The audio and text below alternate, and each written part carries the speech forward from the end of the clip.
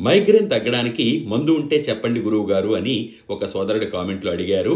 జై శ్రీరామ్, అందరికీ నమస్కారము. నేను ప్రదీప్ వానపల్లి. ముందుగా మా తల్లిదండ్రులకు, గురువులకు, పెద్దలకు పాదాలు పట్టి ప్రార్థిస్తున్నాను. మైగ్రేన్ తలనొప్పి అంటే పార్శ్వ నొప్పి అని అంటారు. అది కుడివైపు రావచ్చు, ఎడం వైపు రావచ్చు. ఎట్టించి వచ్చిన సూదులతో గుచ్చుతున్నట్టు, సుత్తితో కొడుతున్నట్టు, నరాలు మెలివేసేసినట్టు, అసలు ఎవరు పిలిచినా కూడా పెద్దగా అరిచినట్టు అనిపిస్తూ ఉంటుంది.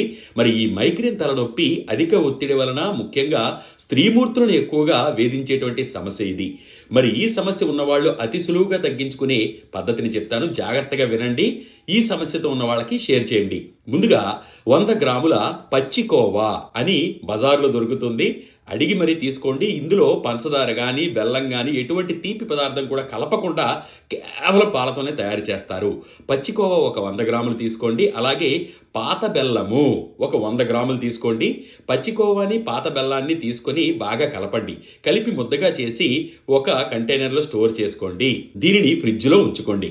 ప్రతిరోజు కూడా ఒక 10 గ్రాముల ఈ ముద్దని తీసుకొని అలాగే నోట్లో వేసుకొని చప్పరించి నమిలి మింగండి. దీంతో పాటు చేయవలసిన మరొక పని ఏంటి అంటే ధనియాల కషాయం కూడా తాగాలి. అది ఎలా చేసుకోవాలి? కేవలం ఒక గుప్పెడు ధనియాలు తీసుకొని బాగా దంచి ఒక గ్లాసు నీళ్లు పొయ్యి మీద పెట్టి ఈ ధనియాలు అందులో వేసి బాగా మరిగించి సగం అయిన తర్వాత వడగట్టేసి ఎప్పుడైతే ఈ మిశ్రమాన్ని సేవిస్తూ ఉంటామో అప్పుడే ఈ ధనియాల కషాయాన్ని కూడా తాగాలి.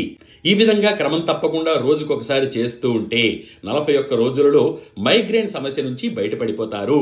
అంతేకాకుండా అధిక ఒత్తిడి తగ్గడానికి మెడిటేషన్, ధ్యానం లాంటి ప్రక్రియలు చేస్తూ ఉంటే మరింత దోహదపడుతుంది మీకు మైగ్రేన్ తగ్గడానికి.